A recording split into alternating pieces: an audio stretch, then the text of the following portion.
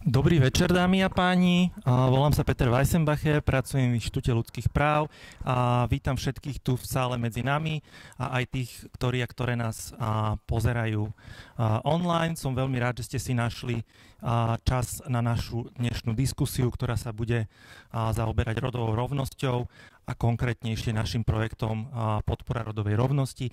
Jeho logo vidíte na displeji, buď tuto na tomto, alebo na svojom. A ako môžete vidieť, tento projekt bol podporený z norských fondov. Pri tejto príležitosti musím spomenúť, že norské fondy ani Slovenská republika, ktorej rozpočet tvorí Cofinance, tohto projektu nie sú zodpovedné za žiadne výstupy nášho projektu.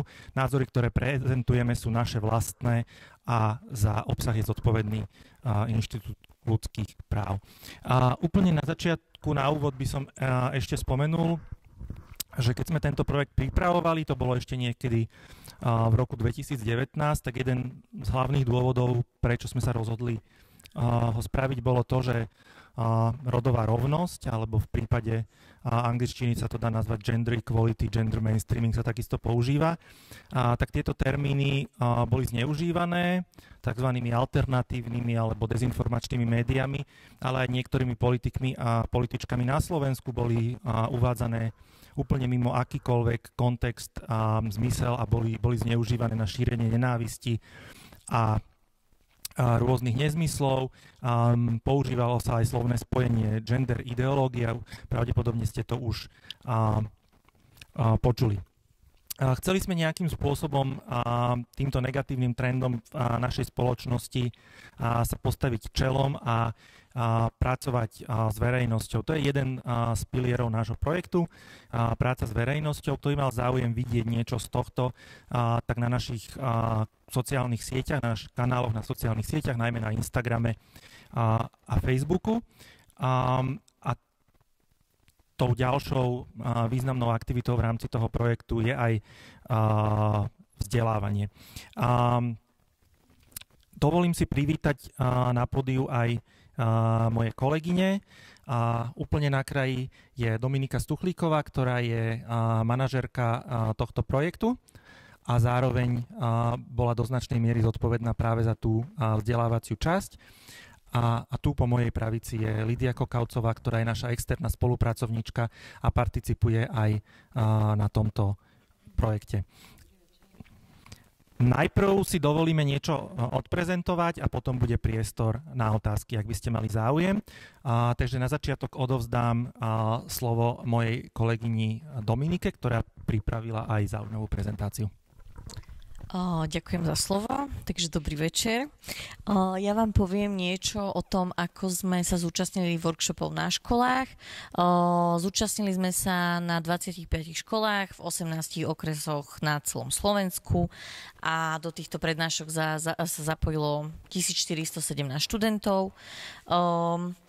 Počas prednášok som mala pripravenú prezentáciu aj s kolegami a táto prezentácia, vlastne kúsok z tejto prezentácie vám to aj ukážem a odprezentujem a taktiež aj výstupy z týchto workshopov. Prednáška začína tým, že si definujeme nejaké základné pojmy, napríklad to, čo znamená rodová rovnosť a teda, že to znamená, že muži a ženy majú rovnaké práva a príležitosti vo všetkých oblastiach života. Ďalej teda sme sa venovali pojmom pohlavia a rod a vysvetlili sme si, že pohlavia a rod neznamená to isté, aj keď spolu úzko súvisia a teda, že pohlavie po anglicky sex je biologická kategória a rod po anglicky gender je na druhej strane sa teda týka nejakých sociálnych charakteristík jednotlivcov. Venovali sme sa teda aj pojmu rodová ideológia alebo gender ideológia, o ktorú teda spomínal aj môj kolega a snažili sme sa vysvetliť, že sa jedná o konšpiračnú teóriu alebo inak nazývanú morálnu paniku a často sa teda nesprávne zamieňa s pojmom rodová rovnosť, čo teda spôsobilo aj značné problémy v našej spoločnosti. Môžeme ísť ďalej. Ďalej sme si rozobrali pojem feminizmus a teda sme si vysvetlili, že je to sociálne a politické hnutie, ktoré sa usiluje o zlepšenie postavenia žien v spoločnosti. No a potom sme sa začali sme sa rozprávať o rodovej rovnosti, respektíve nerovnosti na Slovensku. Posledná správa o vlastne rodových rozdieloch z roku 2023. Tam je Slovensko na 63. mieste, hodnotia sa tam nejaké vlastne 3 časti a sme na teda 63. mieste zo 153 krajín, čo nie je úplne ideálne. Tiež sme rozoberali tému domáceho násilia na workshopoch a teda sme si definovali pojem domáceho násilia a teda, že je to forma násilia, ktorá sa vyskytuje v súkromí, teda, alebo respektíve s zatvorenými dverami a netýka sa len žien, treba na to upozorniť, ale aj mužov. Ženy sú obvykle obeťami fyzického násilia a muži toho psychického. No a teraz prejdem k výsledkom týchto workshopov. Počas workshopov sme dávali otázky. Mám tu pár, z ktorých som si potom vlastne spravila aj takto grafy a vyhodnotila výsledky. A teda prvá otázka bola, že či si myslíte, že v našej spoločnosti existujú rodové stereotypy. A teda, ako z grafu vidno, 61% študentov a študentiek odpovedalo, že áno. 23% nie a zvyšok teda povedal, že nevedel alebo nechcel sa vyjadriť. Ešte raz teda zopakujem, že sa jednalo o 1417 študentov a študentiek z 25 škôl z 18 okresov na Slovensku. Takže toto je prvá otázka. Druhá otázka. Myslíte si, že muži a ženy by mali dostávať rovnaký plat za rovnakú prácu? Pre niekoho môže byť odpoveď jednoznačná, avšak z nášho prieskumu vzýšlo, že 55% študentov a študentiek odpovedalo, že áno, 24% že nie a 21% nevedelo alebo nechcelo odpovedať na danú otázku. Ďalšia otázka. Myslíte si, že ženy by mali mať rovnaké príležitosti ako muži v oblasti vzdelávania a zamestnania? Tam vlastne odpovedalo 58% študentov a študentiek, že áno. Len 10% nie a zvyšok sa nechcel alebo nevedel vyjadriť. Tak môžeme prejsť na štvrtú otázku. Boli ste niekedy svedkom toho, že niekto bol diskriminovaný kvôli tomu, že je chlapec alebo dievča, prípadne zaobchádzali s vami niekedy nespravodlivo kvôli tomu, že ste chlapec alebo dievča? Tam tiež rovnako 55% študentov odpovedalo, že áno, ale len 9% odpovedalo jednoznačne, že nie, zvyšok nechcel alebo nevedel odpovedať. Prechádzam na predposlednú otázku, ktorú som sa pýtala. A to bolo, že či cítili študenti a študentky niekedy tlak, aby sa prispôsobili rodovým normám alebo očakávaniam. A 66% študentov a študentiek odpovedalo, že áno. 19% nie a 15% nevedelo alebo nechcelo odpovedať. A posledná otázka, ktorú som sa pýtal na konci každého workshopu, bola, či si študenti a študentky myslia, že by sa malo na školách vyučovať o rodovej rovnosti. Pýtala som sa to v takom kontexte, že na nejakých hodinách náuky o spoločnosti a tam mi odpovedalo 63%, že určite áno, 9% nie a zvyšok nevedel alebo nechcel odpovedať. Takže to sú nejaké dáta zo workshopov a asi takým zaujímavejším témam sa bude venovať kolegyňa. Ďakujem za slovo. Ďakujeme. Tuto na tomto slajde teda môžete vidieť aj web stránku projektu, aj náš Facebook a Instagram, ktorý som predtým spomínal a takisto logá norských fondov a zabudol som sa poďakovať za túto podporu, ktorú sme dostali pre náš projekt v rámci norských fondov, respektíve norských grantov. Jedným zo špecifík tohto projektu bolo aj to, že sa venuje Rómom a Rómkam, konkrétne špeciálne rómskym ženám na Slovensku. A v tejto téme by som poprosil o krátky príspevok kolegyňu Lidiu Kokavcovú, ktorá sa venovala tejto problematike už aj dlhodobo a preto sme ju aj požiadali, aby s nami spolupracovala. Keby nám mohla stručne priblížiť, že aká je situácia v rámci rómskej menšiny, špeciálne v rámci tej časti, ktorá sa nazýva marginalizovaná rómska komunita, skrátka MRK, čiže zjednodušene povedané, vlastne tá najchudobnejšia, najmenej začlenená do spoločnosti časť rómskej menšiny na Slovensku. Takže ďakujem za slovo, Peter. Takže ešte raz vás veľmi pekne pozdravujem. Čo sa týka rómskej menšiny, tak samozrejme robili sme prednášky tu s Dominikou na stredných školách aj učilištiach, pričom boli stredné školy, kde boli Rómovia a Rómky v rámci inklúzie žiakmi alebo študentmi v triede s majoritou a boli sme aj na takých, teda ja konkrétne, keď mám rozprávať o svojich skúsenostiach, kde bolo len čisto rómske publikum, respektíve rómski študenti a študentky. Predovšetkým, čo sa týka poznania tejto komunity, mnohí máme o nej svoje vedomosti, máme načítané, máme nažité. Určite vám nemusím predstavovať nejako Rómov, ktorí žijú na Slovensku, žijú tu s nami stovky rokov, takže sú to naši spoluobčania. Predovšetkým, ak sme robili prednášky o stereotypoch, respektíve o tom, keď sme podrobnejšie rozoberali stereotypy, to bola téma, ktorá ich zaujala najviac. Oni, v podstate bola väčšina z nich, boli to introvertní študenti a študentky, ktorí neradi rozprávajú o svojich problémoch, o svojich starostiach alebo o tom, čo ich trápi, na rozdiel od majoritných študentov, ktorí sa zapájali do našich prednášok vo veľa väčšej miere. Ale ak sme sa bavili o stereotypoch, tak spozorneli, pretože tie stereotypy nie sú pre nich len učebnicová záležitosť, ale oni ich samozrejme žijú.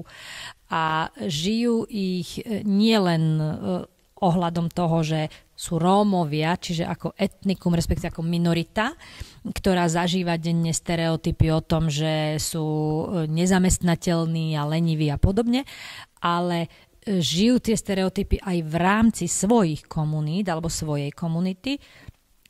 A to napríklad, že hoci teda má matka u nich takú tú hlavnú úlohu v rodine, tak sa k nej viaže alebo sa na ňu vzťahuje pojem domáceho násilia. Skrátka, nie je to nič nezvyčajné. Keď som sa pýtala rómskych študentiek a študentov, alebo teda žiakov učilišťa, že či niekto zažil niekedy domáce násilie, tak občas sa tak akože zdvihla nejaká ruka a povedali, že to videli u strýka, u tety a podobne. Takže z vlastnej skúsenosti, ako z vlastnej vo svojej rodine neradi o tom hovoria, že skrátka čo tam zažili. To znamená, že ak hovoríme o stereotypoch, ako Dominika spomínala, domáce násilie a podobne a všetky tie stereotypy, čo má robiť žena a čo by mala robiť a ako si ju predstavujeme od toho, že je povinná rodiť deti v úvodzovkách a že musí byť tu pre svojho muža neustále, neprestajne, je mu akoby podriadená, alebo rovnako jej povinnosťou je vychovávať deti a podobne a až do nejakej tej hranice, kedy sa to ťažko akceptuje, to všetko tam oni zažívajú. To znamená, že ak sa bavíme o tom, že na Slovensku presadzujeme rodovú rovnosť, tak z môjho poznania rómskych komunít je to ešte horšie, pretože tam si napríklad dievčatá nevedeli predstaviť, že si urobia vodický preukaz. Hej, to bola jedna taká téma. Spýtala som sa, ktorá z vás si chce urobiť vodický preukaz. ani jedna ruka sa nezdvihla. To znamená, a samozrejme ozvali sa chlapci, že veď na čo je vodičský preukaz, že veď ja ju budem voziť a podobne. Takže toto všetko tam funguje mimoriadne. No, ďalšia črta toho bolo, že Rómom sa treba prihovárať samozrejme jednoduchším jazykom v tom zmysle, že Slováko, po anglicky gender equality, diskriminácia, stereotypy a podobne, nedajú sa im približiť, nevedia, čo si pod tým majú predstaviť, ale ako náhle povieme príklad, ukážku, alebo teda názorne vysvetlíme, veľmi dobre tomu rozumejú. To znamená, ja som sa tešila, keď som sa im mohla prihovárať jednoduchým jazykom ich jazykom tak, aby tomu porozumeli a aby si aj oni z tej prednášky niečo odniesli, pretože samozrejme bol rozdiel nejaké bilingválne gymnázium a učilište s prevahou rómskych žiakov. Ale ak teda by som to mala zhrnúť, tak bola to mimoriadne poučná skúsenosť, bola som veľmi rada medzi nimi, pretože to je ďalšia sonda do spoločnosti, do toho, že ako veľa ešte musíme urobiť, aby sa ten rozdiel aspoň dorovnal a aby sme vyriešili aj tie problémy, ktoré sú aktuálne pre nich, nie len pre majoritu. Veľmi nerada to hovorím, pretože samozrejme môj vnútorný pocit je, že by sme mali byť všetci na rovnakej alebo približne rovnakej úrovni v riešení takýchto problémov, ale bohužiaľ, keďže na Slovensku sa zanedbáva riešenie tohto typu problémov, tak sa nám to vráti, vypomstí a budeme musieť riešiť o niekoľko problémov navyše. Takže zatiaľ toľko, neviem, ak by ste potom neskôr mali otázky, rada na ne zodpoviem. Ďakujem. Áno, bude priestor na otázky. Videl som tam už nejaké ruky. Bude priestor na vaše otázky, ale teraz ešte by som chcel sa pozrieť, že ako to vyzerá na streame, lebo na streame vlastne bola tiež možnosť klásť otázky. Takže prvá bude asi na Dominiku, že aká bola spolupráca so školami, s učiteľmi a s učiteľkami, že nie sú pod vplyvom dezinformácií o rodovej rovnosti? Musím povedať, že keď sme s prednáškami začali, tak sa to rozbiehalo tak pomalšie, by som povedala, ale na niektorých školách to bolo viac menej úplne v poriadku. Nikto, ako pýtali sa ma na nejaké dezinformácie ohľadom tejto témy, samozrejme sme to rozoberali, hlavne čo sa týkalo gymnázií alebo stredných odborných škôl, tam to bolo určite lepšie, ale na niektorých školách bolo veľmi cítiť hlavne tlak prostredia vonkajšieho. V škole problém ako taký nebol, ale bol skôr problém zvonku, alebo teda, že rodičia mali s tým problém, alebo teda to bolo v oblasti, kde je silný vplyv cirkvi, by som povedala, tak tam bolo veľmi cítiť, že boli niektoré témy, ktoré sme nemohli rozoberať. Bolo nám to povedané napríklad, čo sa týka Istanbulského dohovoru, s tým bol veľký problém. Potom, ale toto bol asi taký najväčší. A akože z dezinformácií naozaj mám pocit, že keď sa dá študentom a študentkám priestor na diskusiu, tak sa s nimi dá pracovať a sú otvorení a naozaj tie dezinformácie potom idú do úzadia, aj keď nejaké majú.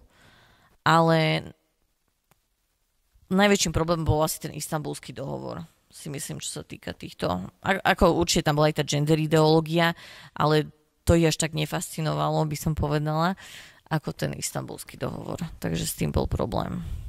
A ďakujem, k tomu doplním, že téme Istanbulského dohovoru, respektíve tzv. Istanbulského dohovoru, lebo reálne sa ten dohovor volá inak, je to veľmi dlhý názov a sme vytvorili aj informačné, edukačné video, akokoľvek to chcete nazvať, tiež ho nájdete na našich sociálnych sieťach. Tam potom tie ďalšie otázky, čo sú zatiaľ na streame, sa opakovali, respektíve boli veľmi príbuzné. Tak by som asi teraz odovzdal jeden z mikrofónov našej dobrovoľničke a môžeme zobrať nejaké otázky z publika.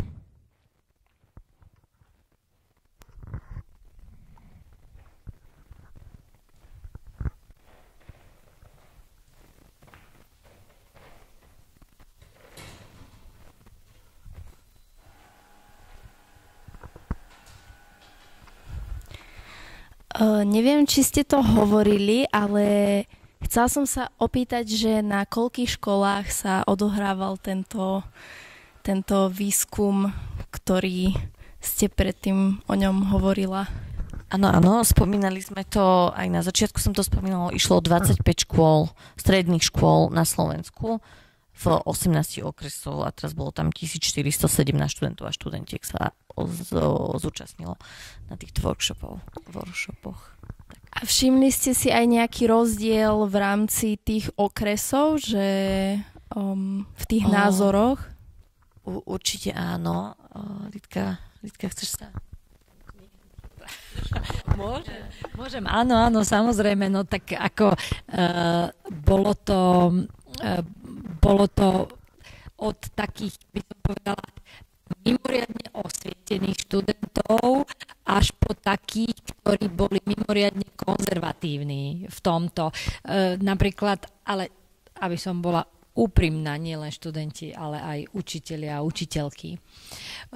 Pretože často som sa stretávala s tým, že po prednáške prišli za mnou učiteľky a vyslovene hovorili, prečo to tak nie je na Slovensku. Skrátka nesúhlasili s tým, keď som povedala napríklad, že na Slovensku je gender pay gap okolo 18%, niečo cez 17%, alebo okolo... Asi stručne vysvetlíme, čo je gender pay gap. Ospravedlňujem sa.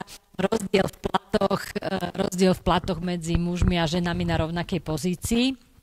Tak keď som povedala, že ten rozdiel je okolo 17%, dokonca v absolútnych číslach to v tom čase bolo okolo 1200 eur žena, 1600 eur muž na rovnakej priemerná mzda, tak a tak ďalej na rovnakej pozícii. To znamená, že tak tvrdili, že nie, že už sa to zlepšilo, že tá situácia je oveľa lepšia a tak, ale jednoducho ja si skôr myslím, že ide o takéto viac chcenie ako fakt. To znamená, že to bolo také, ale ešte čo mňa zarazilo, že v takých tých okresoch alebo väčších mestách, kde majú študenti a študentky alebo žiaci a žiačky skúsenosť, že pracujú ich matky, pracujú ich otcovia, skrátka napríklad majú rodinné firmy a tá študentka vidí, že jej mama by rovnako dobre vykonávala tú prácu ako jej otec, ale nemôže, lebo jej otec je ten líder a tak ďalej. Čiže bolo to vo väčších mestách, okresných a krajských, kde už to povedomie je väčšie. Horšie to bolo v tých menších mestách, kde ešte stále zápasia s istým, jak by som bola, konzervatívnym videním sveta, že je to v poriadku a ženy to tak chcú. Tak aspoň ja som sa teda stretla s takým postojom neraz. Ja musím povedať, že možno trošku aj naopak, lebo práve, že som to mala tak, že v tých menších mestách, aj napriek tomu, že boli na začiatku konzervatívni, tak sa dalo s tými študentami a študentkami viac diskutovať a viac ísť do hĺbky. A naopak som mala pocit, že ale to možno povedať, že na gymnáziách som mala pocit, že tí študenti majú taký pocit, že ten ich názor je bezchybný, študenti a študentky, a bolo niekedy veľmi problematické viesť tú diskusiu. Máme také trošku iné skúsenosti. Ale spomínaš si napríklad, pardon, že to hovorím na učilište v Bratislave, tam to bolo celkom, no. Musíme tak podávať.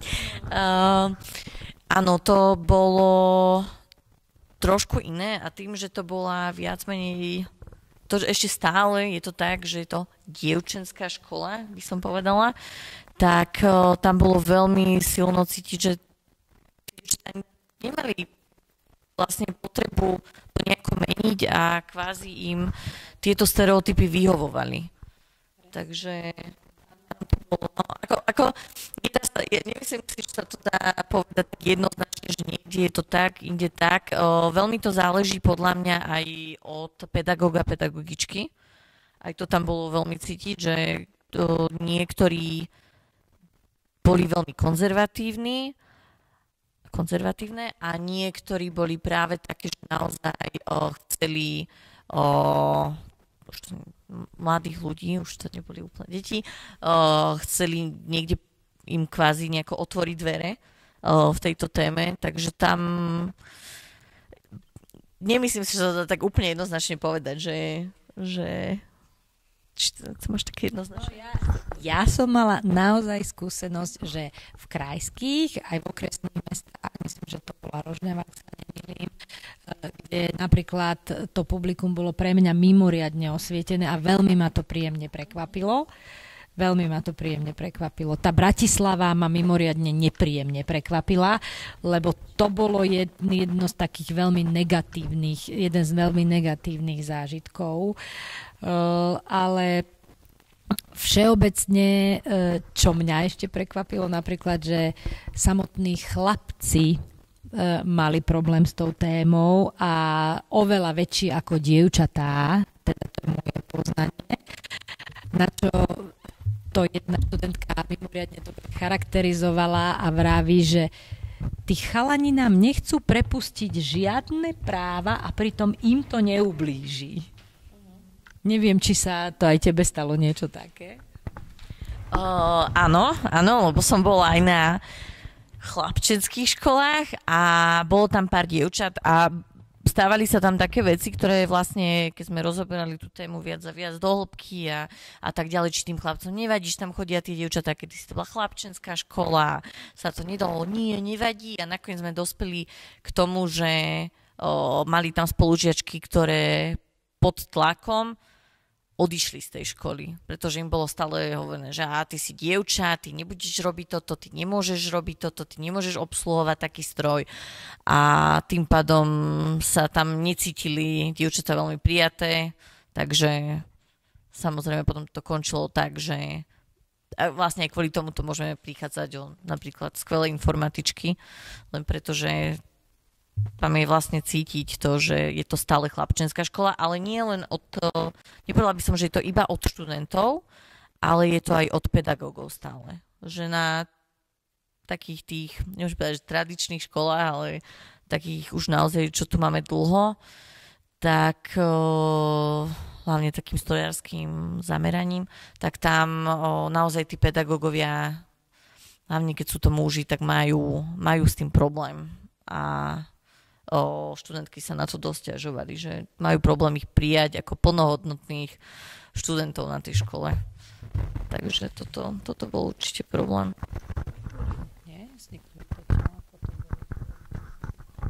Vzýšla brožúra. Čiže to je tak, akože je to také na začiatku a na konci toho procesu, čo je mimoriadne, podľa mňa, mimoriadne efektívny spôsob, že ten kruh je vlastne uzavretý, že na začiatku je ako keby itinerár, že vlastne čo do tej témy patrí, to bolo veľmi dobre a na konci vlastne akože výstup bol...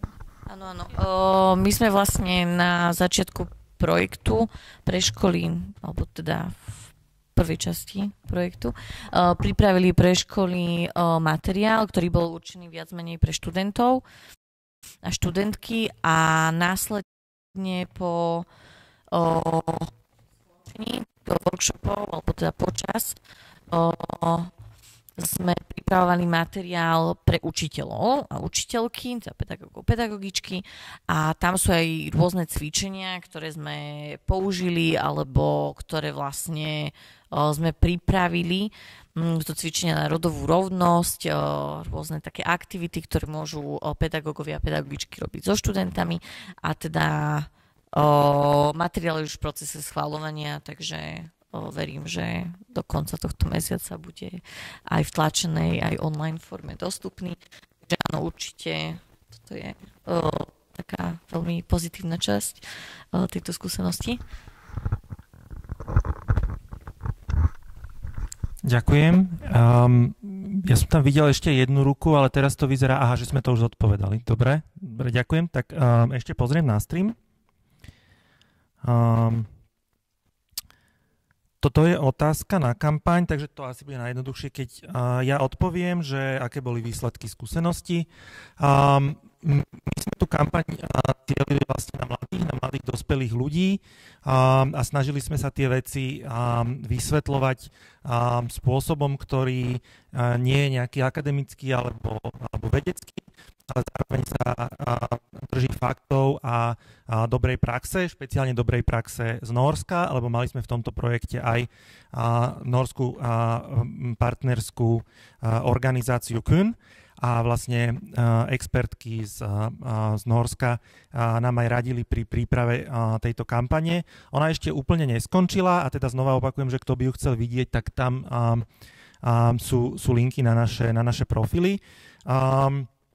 Myslím si, že vo všeobecnosti tie čísla doteraz sú dobré, sú vyššie, ako sme v tom projekte uvádzali, takže to asi si môžeme pri všetkej skromnosti povedať, že je úspech.